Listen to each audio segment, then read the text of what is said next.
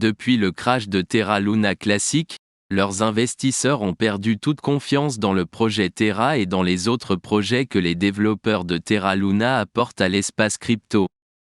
Pour aller droit au but, je vais vous expliquer pourquoi je pense que vous devriez toujours faire confiance aux développeurs de Terra Luna dans cette vidéo.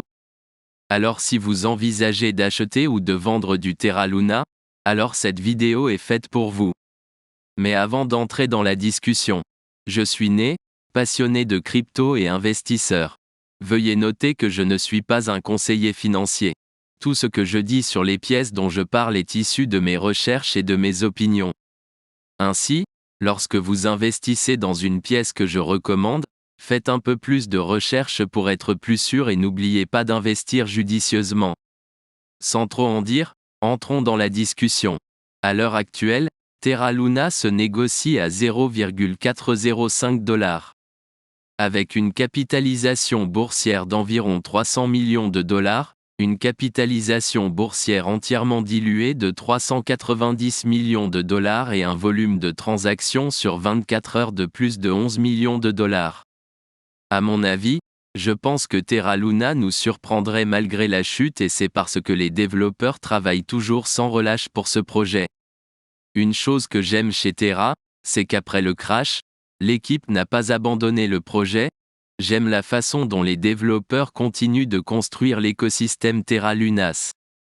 Il y a eu des spéculations selon lesquelles Terra Luna pourrait bientôt atteindre la barre du dollar, mais pour être honnête, je ne pense pas que cela se produira aussi tôt que prévu. Le projet est dans une mauvaise phase au moment où nous parlons. Pas de grosse mise à jour de la part de l'équipe. Grâce à cela, je ne leur en veux pas. La crypto est dans une mauvaise phase au moment où nous parlons. En conclusion, je pense que l'investissement dans Terra est toujours sûr, mais je vous conseille de ne pas investir à nouveau une somme énorme dans ce projet jusqu'à ce que l'équipe de Terra Luna revienne et nous donne une bonne nouvelle. Avant de terminer cette vidéo, j'aimerais expliquer des choses sur Terra Luna que les débutants ne connaissent pas. Terra et son jeton frère Luna ont tracé un voyage en montagne russe à travers l'univers crypto un an après son crash catastrophique. Leur eau a coupé le souffle, leur creux profond et maintenant les signes d'une résurgence ont tenu les observateurs en haleine. Do Kwon, l'architecte visionnaire de ce cosmos, a lui-même parcouru un chemin éclair. Il a été exalté, vilipendé et mystérieusement disparu, pour réapparaître dans les endroits les plus improbables. Terraform Labs, un projet ambitieux ancré dans la technologie blockchain, est le fruit de l'idée originale de Do Kwon, diplômé de l'université de Stanford ayant une expérience chez Apple et Google. Le laboratoire visait à créer un réseau financier décentralisé utilisant les jetons Terra USD, UST, et Luna, Luna. UST a été conçu pour être un stablecoin algorithmique, maintenant une valeur stable de 1 dollar américain, soutenu par la crypto-monnaie à taux flottant Luna. En mars 2022, Luna a atteint un sommet historique de près de 120 $ le jeton, créant un fandom dédié qui se surnommait « Fou », avec Kwon comme « roi ». Mais cette utopie crypto a été de courte durée, et en mai 2022, Terra et Luna se sont écrasés de façon spectaculaire. Les médias étaient divisés sur la question de savoir s'il fallait qualifier cela de stratagème à la Ponzi ou d'arnaque. L'effondrement catastrophique de Luna et de l'UST le 7 mai 2022 est une série d'événements malheureux qui ont commencé par un dénouement sans précédent de l'UST. Plus de 2 milliards de dollars d'UST ont été rapidement retirés du protocole Anchor, provoquant un effet en cascade qui conduirait finalement à la chute de l'UST et de Luna. Alors qu'une partie importante de l'UST non mis en jeu a été liquidée, la valeur de l'UST est tombée en dessous de son ancrage, chutant à 0,91 $ par rapport à son niveau stable de 1 $. Cette dévaluation a déclenché une frénésie parmi les commerçants qui, saisissant l'occasion, ont commencé à échanger 91 cents d'UST contre 1 dollar de Luna. Cette opportunité d'arbitrage, créée en raison du désancrage du dollar américain, a conduit à la vente d'un plus grand nombre de dollars américains, provoquant une nouvelle dévaluation. La vente panique de l'UST a conduit à une frappe excessive de Luna, entraînant une augmentation inattendue de l'offre en circulation de Luna. L'offre excédentaire, associée à la sous-demande, a provoqué une forte baisse de la valeur de Luna. La situation s'est aggravée lorsque les échanges cryptographiques ont commencé à radier les paires Luna et UST en réponse au désancrage et à la chute libre de la valeur de Luna. Cette décision a effectivement bloqué Luna, conduisant à son abandon car elle est devenue pratiquement sans valeur. Dans ce scénario, on pourrait s'attendre à ce que le LFG intervienne, vendant ses avoirs en Bitcoin pour acheter Luna, stabilisant ainsi le marché. Cependant, cela présentait deux inconvénients majeurs. La vente de Bitcoin pouvait faire pression sur le prix du Bitcoin et d'autres crypto-monnaies, et les fonds du trésor de guerre du LFG étaient limités. Si le LFG vendait tous ses bitcoins, il ne pourrait pas prendre en charge Luna et UST.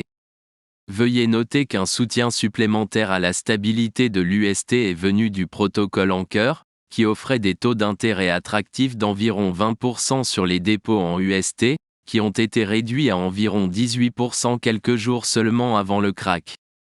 Pendant ce temps, Luna Foundation Guard, LFG, une organisation fondée par Kwon, achetait du Bitcoin, BTC, amassant une participation substantielle de 1,5 milliard de dollars en BTC et d'autres crypto-monnaies. Avec un plan ambitieux visant à acquérir jusqu'à 10 milliards de dollars de Bitcoin, le LFG a présenté un bon filet de sécurité pour les écosystèmes Terra et Luna en difficulté. Terra Classic, ou LUNC, est la version renommée de la pièce originale Terra Luna, associée à l'ancienne chaîne désormais connue sous le nom de Terra Classic. Créée après la création du bloc de jeunesse d'une nouvelle chaîne le 28 mai 2022, LUNC porte l'héritage de la pièce originale Terra Luna dans cette nouvelle phase. Tout comme son prédécesseur, LUNC sert de mécanisme de stabilisation pour le stablecoin de Terra Classic, Terra USD, UST. Malgré la nouvelle image de marque, les fonctionnalités de base de LUNC restent inchangées, garantissant la continuité de l'écosystème Terra Classic. Suite à l'échec catastrophique de Terraform Labs et à l'effondrement des crypto-monnaies Luna et Terra USD, la vie du fondateur et ex-PDG Do Kwon a été tumultueuse, marquée par des contestations judiciaires et des intrigues internationales. En avril 2022, alors que l'effondrement des deux monnaies numériques était imminent, Kwon est parti pour Singapour, laissant derrière lui une traînée de dévastation financière. On estime qu'environ 200 000 investisseurs ont subi des pertes importantes, et l'ensemble de l'écosystème s'est effondré, passant de 60 milliards de dollars en cendres. Kwon n'a pas été retrouvé à la suite de ce désastre financier. Il est devenu un fugitif international, Interpol ayant émis une notice rouge pour fraude présumée et crimes financiers liés à l'effondrement de Luna et Terra USD. Les traces de Kwon ont conduit les enquêteurs en Serbie, où il a créé une nouvelle société. Cependant, la loi l'a finalement rattrapé dans le pays voisin du Monténégro. Le 23 mars 2023, les autorités monténégrines ont arrêté Kwon et un autre citoyen sud-coréen, identifié sous le nom de famille Han, alors qu'ils tentaient de monter à bord d'un vol à destination de Dubaï en utilisant des passeports costaricains.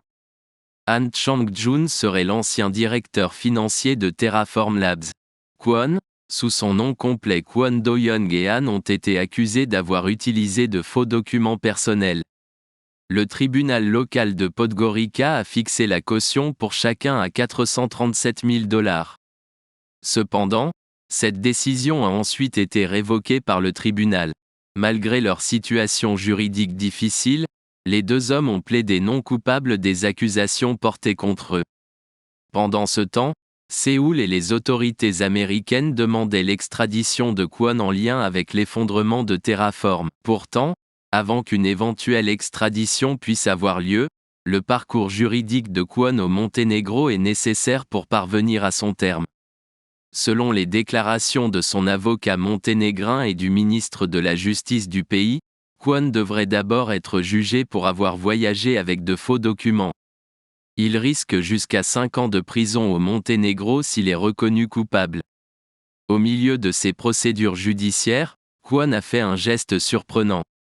Il est resté silencieux lorsqu'on l'a interrogé sur ses actifs financiers et sur la manière dont il comptait payer la caution. Au lieu de cela, il a déclaré que sa femme, copropriétaire d'un appartement de 3 millions de dollars en Corée du Sud, s'occuperait de sa caution. Cette décision a alimenté les soupçons selon lesquels Kwon aurait pu cacher de grandes sommes d'argent obtenues grâce à la prétendue fraude cryptographique. Actuellement, Do Kwon reste au Monténégro sous surveillance policière, confronté aux conséquences de ses actes. Son parcours, de la tête d'une entreprise prometteuse de blockchain à celui de fugitif international, est un rappel brutal des risques et des retombées potentielles du monde volatile des crypto-monnaies. Enfin, l'avenir de Terra, Luna et Do Kwon n'est pas encore écrit, mais les leçons tirées de leur voyage façonneront sans aucun doute la voie à suivre pour le monde plus large de la cryptographie.